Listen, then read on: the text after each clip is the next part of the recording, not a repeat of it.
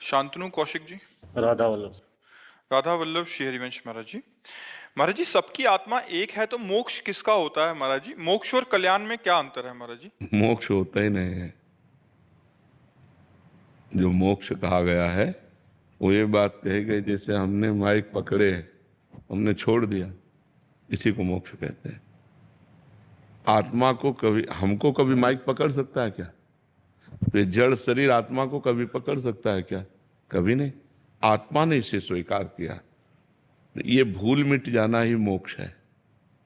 जो मैं शरीर हूं ये भाव बन गया, ये भूल मिट जाना ही मोक्ष है। इस स्थिति में भी कभी बंधन आत्मा का नहीं है।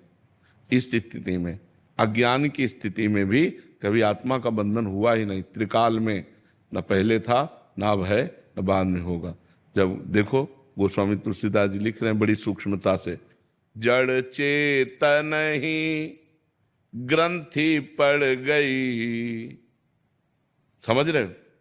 जड़ चेतन ही ग्रंथि पड़ गई, यद्यपि मृषा छूटत कठिनई।